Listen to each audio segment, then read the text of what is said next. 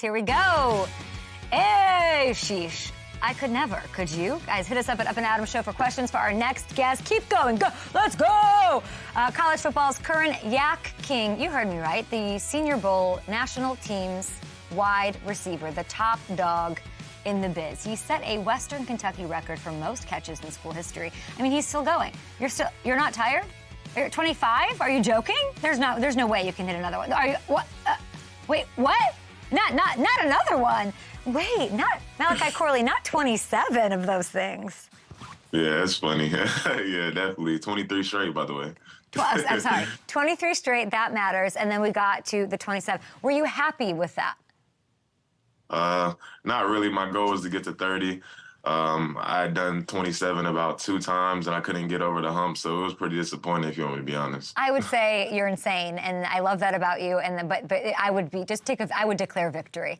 I would go ahead and take a victory lap. And I like that you did 23 and you still pumped out 4, which is just like, I'm not going to let this thing go. I can't wait to see what happens with you. It's so lovely to meet you. Congratulations on everything so far. It's lovely to meet you. Yeah, yes, I'm really excited. Thank you so much. Yeah, everything that's going to happen. Okay, so let's get some information out here for people who might not know you on the NFL level. You're at Western Kentucky, only an hour from where you grew up, which is really nice. You were recruited as a corner. You make the switch to wide receiver. I always find that fascinating. You did it right away during the preseason. Were you asked to make the switch? Was it easy? What was your mentality in doing it? So my little story at Western Kentucky is I know I got labeled as a cornerback, but in high school, like I had 250 kids in my school. I had 19 kids on my football team in high school. So, like sophomore year, I got to kick field goals. You play wide receiver, corner, running back, safety, linebacker. You play every single position on the field. So I really got a little bit of taste of everything growing up playing small-time Campbellsville high school football. But honestly, when I got to Western Kentucky, they asked me to make the switch to running back just because how familiar I was with getting the ball in my hands and things like that. So when I went to Western, I never was playing corner. I just made the switch to running back when I first got there just because we saw opportunity for me to play. And that's just what decision that I made. You know, it shows in your game, though. You can say label schmabels, like who cares, but like you're not just a wide receiver. You are so physical out there. Yes, ma'am, absolutely. That's just how I like to play the game. I think that getting in the weight room as a junior in high school, you start to really separate yourself in that regard. Yeah. And then you realize that you can do physical things that guys necessarily can't do. So you just start running over people. Yeah, you run over people, but you're also versatile. Like you're doing it all, and you're so good with the ball in your hands. So you were meant to play wide out, which is great.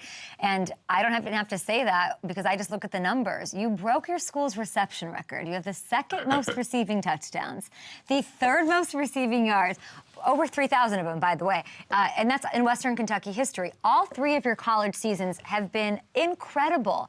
And I think there's something to be said for consistency. How do you do that? Like when I look at the NFL, all the greats, they can just do it. They rack up those 1,000-yard seasons. They're the Mike Evans. They're doing it year in, year out. What is the key to your consistency? Just knowing that you have another level that you can tap into all the time. Never really being satisfied or complacent with where you're at. Greatness isn't necessarily for anyone specifically. No one has to be chosen, quote unquote, to be great. I think it's just for whoever persistently pursues it. Just, waking up every single day, chopping wood and carrying water, putting one foot in front of the other. Just staying ambitious across your journey because there will be ups and downs and trials and tribulations and things that really put us on a setback. But as long as you stay grounded, keep moving forward and everything, I think that consistency will always show in you, and you just continue to turn away. You played with Bailey Zappi early on. Yeah, Patriots have a decision to make at quarterback. What should the Patriots do? If it's up to me, I'm keeping Bailey Zappi back there. I watched the man in 2021, break all of Joe Burrow's passing records. And on top of that, as far as it goes to being a leader, is about as good of a guy as you can be around, uplifting the people around him, a student of the game, fiery competitor. And no joke, 65% of our plays at that line of scrimmage, he was checking, and if he made a check, I was 100% thinking that he was on the right page with it. So, and if you look up, you run that you run the right route, that ball is going to be hitting you right in the face. So he's about as accurate as it gets as well. Wow, I loved that I asked that. That is an unbelievable answer. Your face is sort of lighting up about him. That's amazing because I think a lot of that. Do you talk to him? Because he's somebody that's gone through a lot of adversity already. Yeah.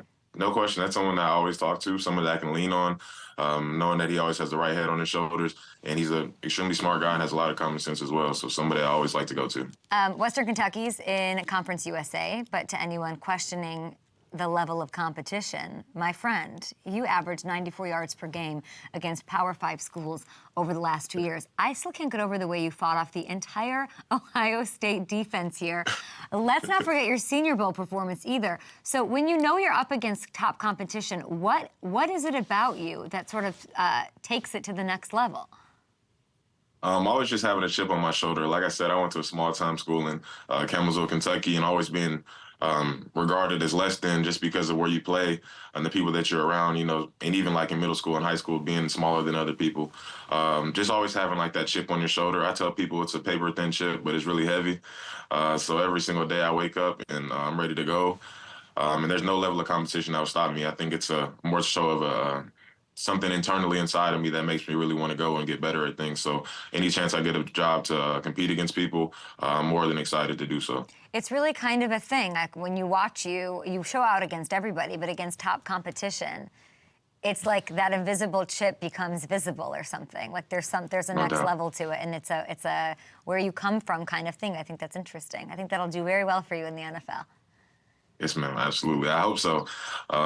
Yeah, just like it's just consistently being underrated. You know, high school, middle school. You know, you go for 3,000 yards in college, and everyone's still like, but this about you. So, just breaking barrier after barrier, just keep going.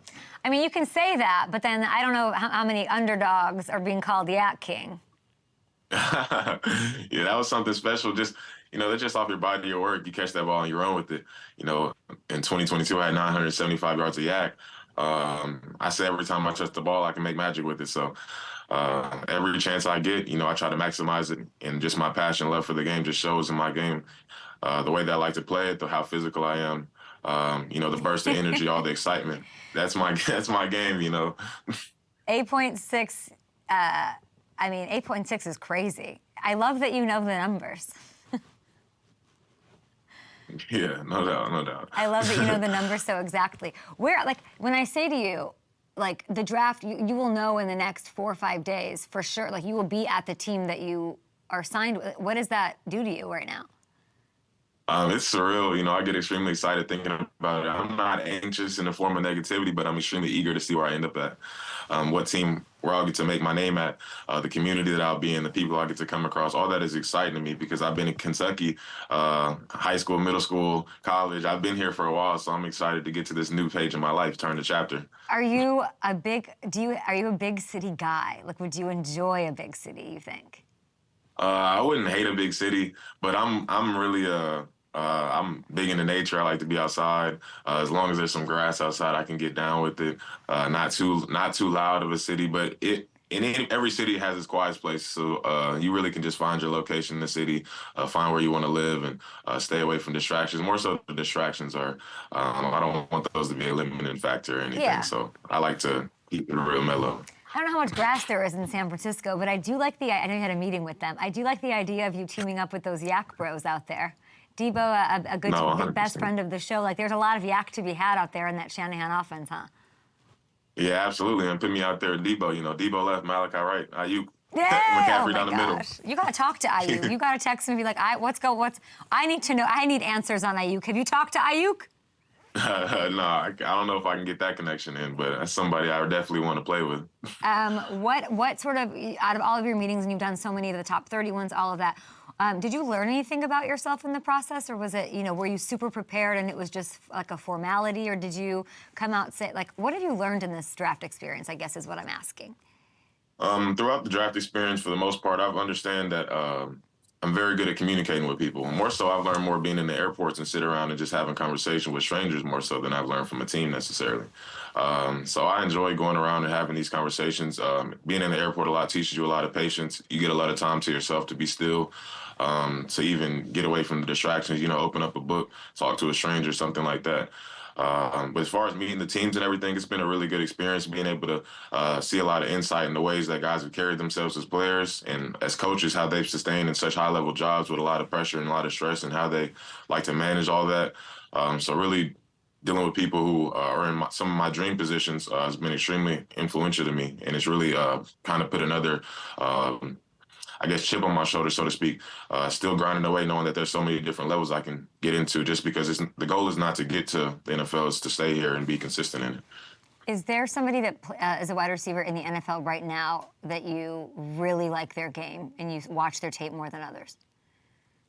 I think the person that I watch the most tape of is, I like to watch Deebo a lot, just because he does what he does. Yeah, he does what I do.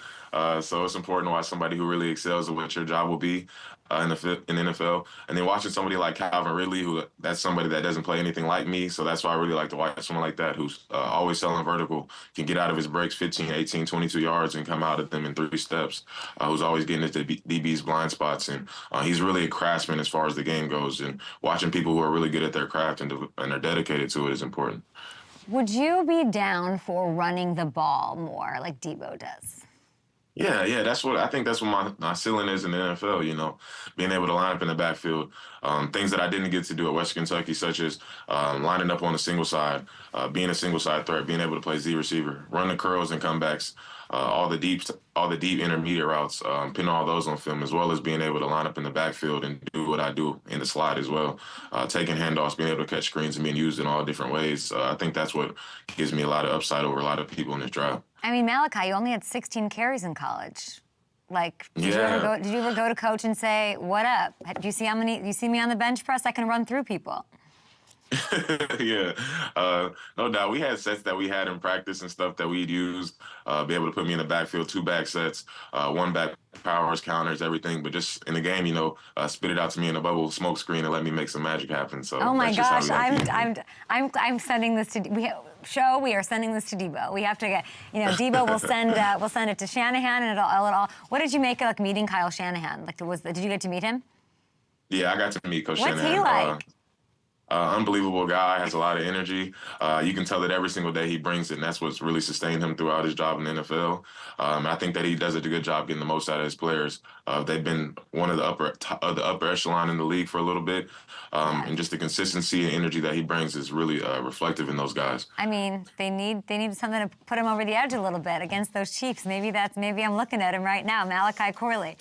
Let's get to know you a little bit before you go. So amazing to talk to you. We're going to throw you a couple of scenarios, and you're going to tell me if you would catch it or if you drop it. Very simple, just to get to know you a little bit. You can only watch anime for the rest of your life. Catch it or drop it.